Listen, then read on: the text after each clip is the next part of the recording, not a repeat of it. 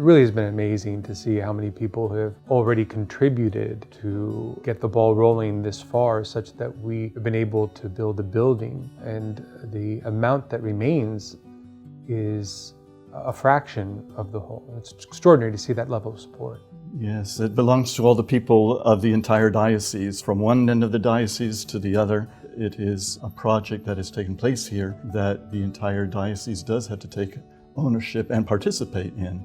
And it's a privilege to participate because wonderful things, great things are happening in our diocese with the Holy Spirit is inspiring so many more young men to seriously think about and seriously discern a vocation to the priesthood, that we have a responsibility to take ownership and participate, all of us, to some degree, according to our means, in supporting the future of our diocese and these men who are in training now and coming forward. Having that college level here in our diocese means that the people of the parishes will have a greater opportunity to actually see a seminarian and even spend more time with them when they come to visit their parishes.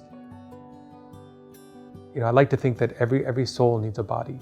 Well, the seminarians form sort of a collective soul, if you will, in the process of being formed in the life of the priesthood of Christ. Reaching out to the whole of the diocese, saying we're so close to finishing this project, to be a part of it.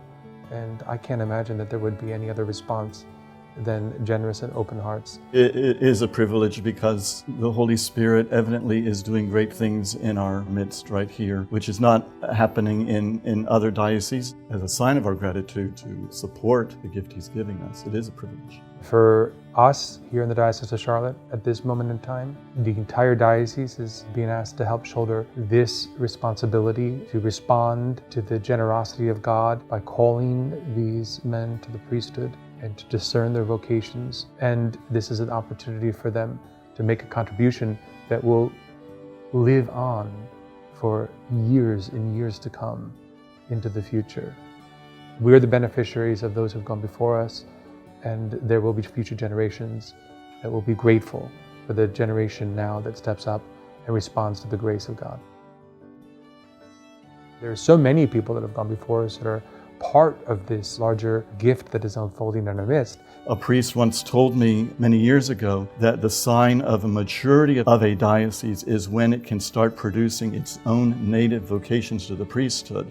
The diocese is maturing in faith, in holiness. Holy families are producing holy vocations, and the Lord is saying, well, what are you going to do now as good stewards of the gifts that I'm placing before you? Now is your time, and for the whole diocese to come together and be good stewards of these gifts and support in all ways possible